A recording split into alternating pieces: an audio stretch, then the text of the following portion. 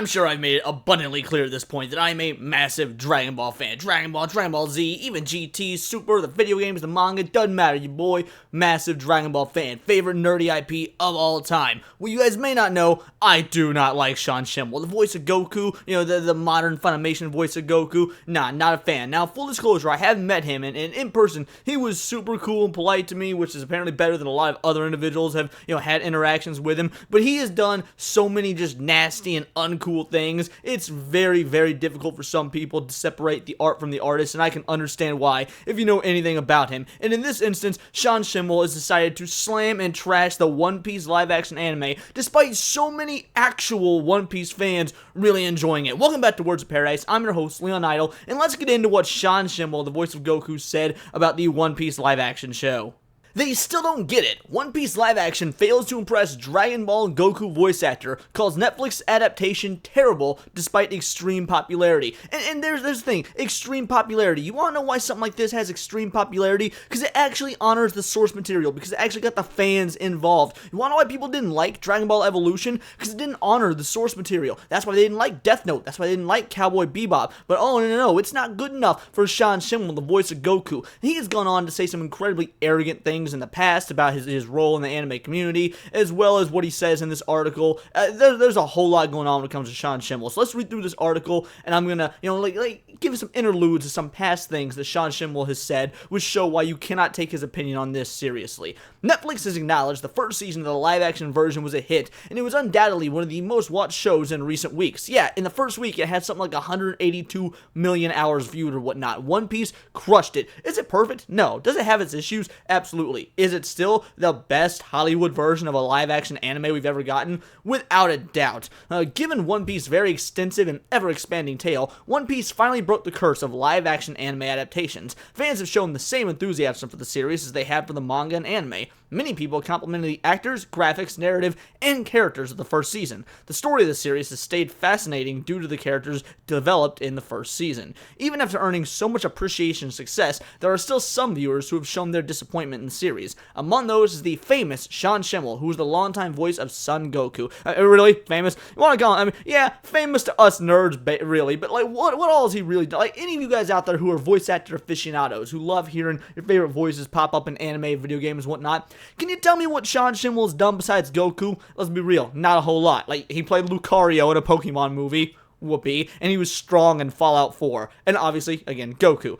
And that's it. The dude isn't like Chris Sabat, who, let's be real, I also hate, who's been in a million different things. He's not like Steve Bloom, who's been in a million different things. I'm sure even Charles Martinet has a more extensive voice acting resume than Schemmel does. So I don't know, calling him famous, that's a bit of a stretch in my opinion. When Schemmel expresses his disappointment with the series, the Dragon Ball English voice actor claimed that One Piece did not impress him, and that Hollywood had not learned anything from the catastrophic Dragon Ball Evolution. Comparing live-action Dragon Ball to live-action One Piece, that is not even fair. Clearly, Hollywood has learned a lot. One, they followed the source material. Two, they actually had Eiichiro Oda involved. Akira Toriyama wasn't involved in Dragon Ball Evolution at all. He was on set. He was given a executive producer credit, but mainly just so they could put his name on it, and they told him, hey, screw off, we're going to do our own thing. Akira Toriyama has gone into great detail about how awful an experience working on Dragon Ball Evolution was. Eiichiro Oda, on the other hand, had a fantastic experience, it seems like. He has praised the live-action show, his work on it. How have they not learned anything from Dragon Ball Evolution? That makes no sense. In an interview with Bleeding Cool, he explained how the American industry could not understand the concept of live-action. It's weird because I have an insider's view, and I've watched Hollywood try to figure out anime my whole career. He does this all the time. Schemmel always talks about his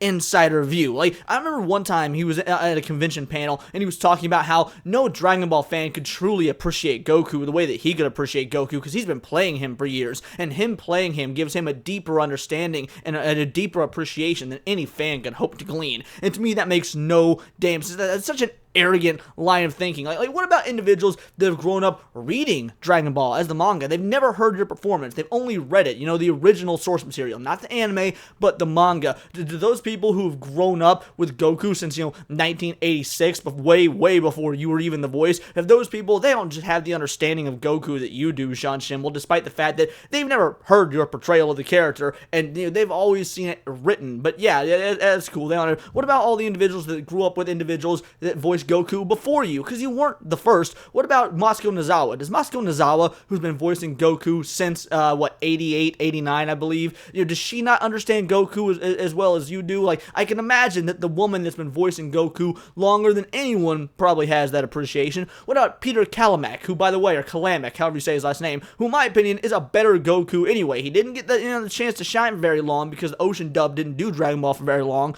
but his portrayal of Goku is actually, in my opinion, a better portrayal of Goku than Sean Schemmel. Now, I'm not going to dog on Sean Schimmel's portrayal of Goku. I do think he does a good job, but at the end of the day, he ain't my Goku. Masuko Nozawa is my Goku, and I'm so tired of the arrogance of him to come in here like, oh, because I'm in the industry, here's my views and why they're so much better than yours, why they're so above yours. He does it all the time because he's the the antithesis, sorry, not the antithesis, the epitome of arrogance. You don't see other anime voice, like, you see a lot of really ridiculous takes from anime voice actors, but at least a lot of the times they aren't so filled to the brim with arrogance and thinking they're just the best that there's ever been. Like, look, you got lucky, you nailed the voice of arguably the most famous character in anime history. That doesn't mean you know everything about the community, about the process, about the fans, about the characters. No, you voice one dude and you do it adequately well, to the point where a lot of people recognize your name. But I'm sorry, man, you are not the arbiter of what is good and what is bad in anime and what's in Hollywood. I can't take any of that seriously. I mean, bro, you were going to be a professional French horn player before you stumbled into anime.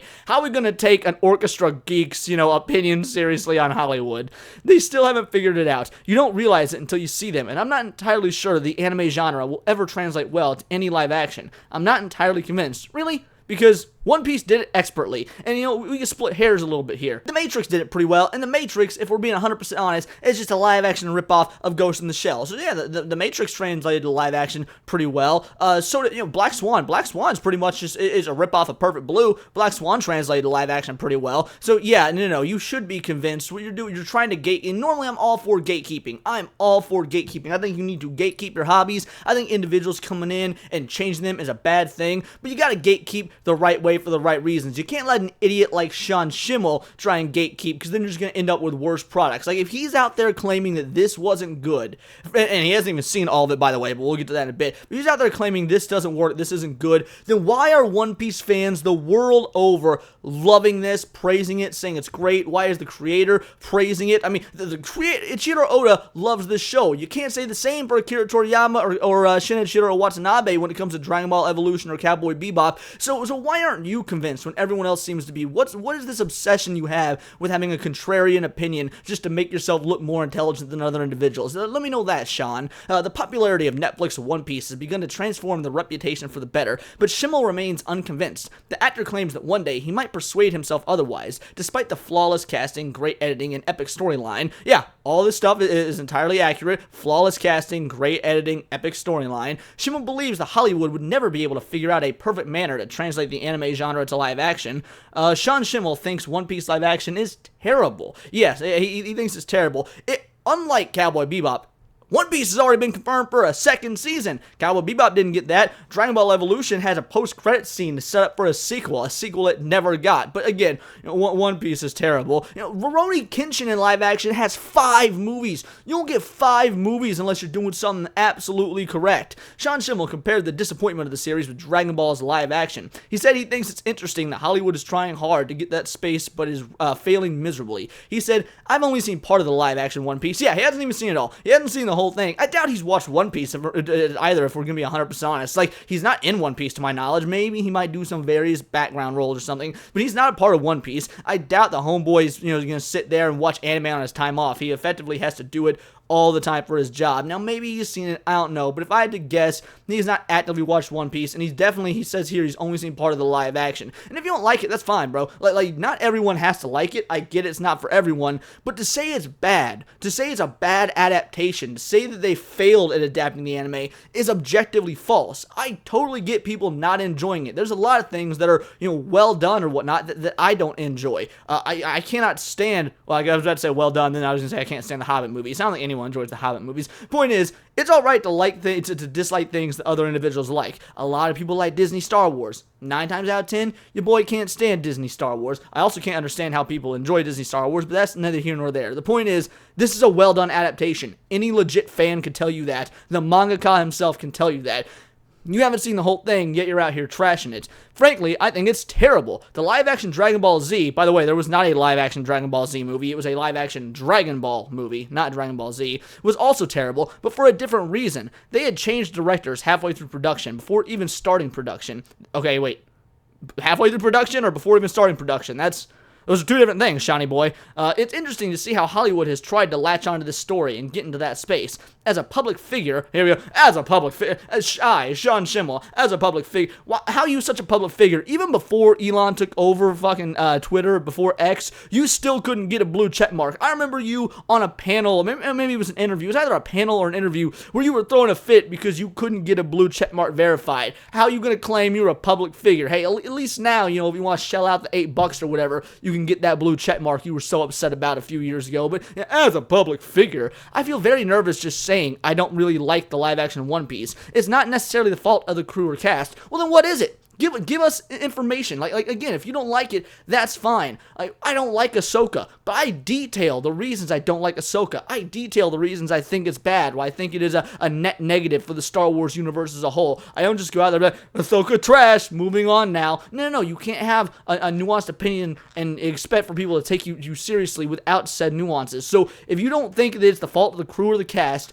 then where is the fault? Because the set design, flawless. The CGI, mostly works. Like anything on Netflix, CGI gets a bit wonky at times, but for the most part, it works. The storyboarding, it works. The way it follows the narrative of the manga, minus a few source material changes, works. So where is the problem? If you say it's not necessarily the fault of the crew and the cast, well, there's got to be something somewhere that's got you in a tizzy, aside from, no, here's what I think it is. I think it's your insecurity that normies are going to watch One Piece and enjoy it. They're going to get into the medium, and all of a sudden, you're not going to have your special insular little bubble anymore. Like, you are one of those individuals that needs to feel special. I remember watching an interview with Chris Sabat, and you referred to the people that work at hotels as the help, and you told a story about how you got upset at the help. Like, you were just the ultimate spoiled, bratty, privileged individual, and now you're upset that other people are coming in on your turf, a turf that you feel like you've had ownership of for so long. Well, let me tell you something, Shiny Boy. You ain't got ownership of this. The fans have ownership of this. We're the ones that keep this stuff going. We're the ones that buy the merch, buy the video games, talk about the source material on social media, try and get other people into it, pay for the Crunchyroll subscriptions, whatever. You don't have any sort of ownership over Dragon Ball, over the character of Goku, over One Piece, over the anime community. And if you don't like the live-action One Piece, again, that's fine, but give us more than, I don't really like it. It's not the fault of the cast and crew, and the fact that you think live action, where was it here? It may have been up in this one. That either way, that Hollywood's trying to figure out anime, and you were saying that Hollywood's trying to invade into space. I don't see it back in here. Changed redditor halfway through.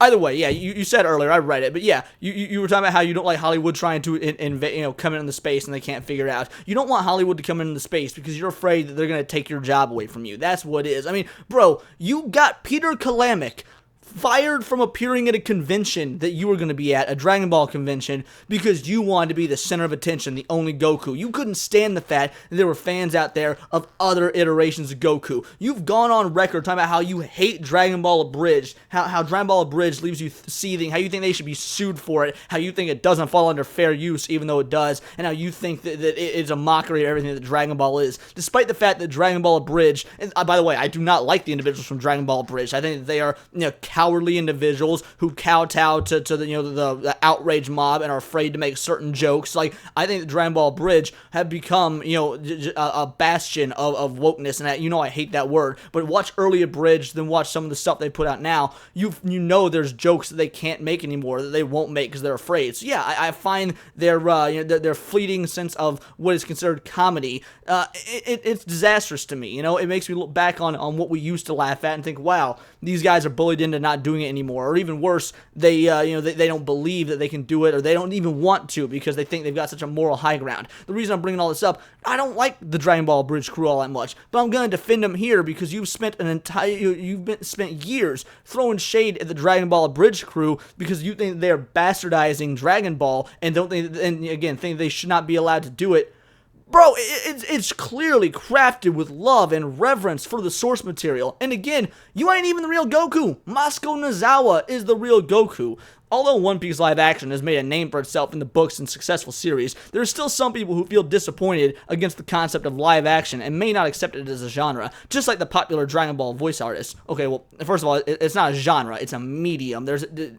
Whatever. Anyway, Sean Schemmel is an elitist prick, and he's always been an elitist prick. I mean, there are horror stories about meeting him at conventions and whatnot on the internet going back years after years. You can just, again, go on YouTube, watch any of his videos where he's on panel discussions, where he's being interviewed. He comes off as just an arrogant douche. There's no better way to go about it. He's the complete opposite of the character of Goku. I mean, it's a good thing he can do that voice pretty well because the man himself, let me tell you kids, don't meet your heroes. Now again, I actually had a pretty good time when I met him several years ago, but mainly because, look, he was at a convention. I wanted to say I'd meet the voice of Goku. I wanted to get Dragon Ball Z action figure I had signed. He's also a guitar player. He and I talked about guitars for about 10 minutes, and we argued Joe Satriani versus Carlos Santana. And it's a good memory. Like, I'm very happy that I'm one of the few individuals who has had a good experience with Sean Schemmel. But considering everything he's done with the Vic Mignogna stuff, with how he's treated the DBZ Bridge crew, with just how he conducts himself in interviews, how he feels like he needs to take ownership, and now here he is trashing the live-action One Piece, which a lot of fans genuinely do love and thought was a good adaptation, and he's got to be here on the out group to try and gatekeep anime the wrong way, mind you, because again, your boy's pro gatekeeping, but not like this. You can't gatekeep if you don't have any information or you're not able to back up your opinion, and especially when the vast majority of the fans, the people that actually keep everything going, when they're loving what is coming out. If you don't like it, that's fine. I would not want to stifle his opinion to say you can't like it. No, I want people to be able to say whatever they want. And if he wants to say that he doesn't like it, that's A-okay. But maybe put a little bit of thought into it. Give us some sort of nuanced critique and don't just say, it's bad just like Evolution, when that is objectively not the case. There is a world of difference between live action One Piece and Dragon Ball Evolution. I would expect somebody like of your caliber, someone who's been in the industry for so long, a public figure like yourself, to have a bit more tact and understanding, but maybe that's just asking too much from any of these moronic Funimation voice actors. But those are just my opinions. Let me know yours in the comments down below, or let me know on X where you can find me at Bolt the Word. And please do subscribe. I am a nerdy news channel. I cover nerdy news every day. Today is Saturday, so you can find me on Saturday Night Hypnosis over on Hypnotics channel. Oh, it's as the highlight of my week, baby. But until then, please do subscribe, and remember, it's all here in the nerdosphere. And this has been Words of Paradise.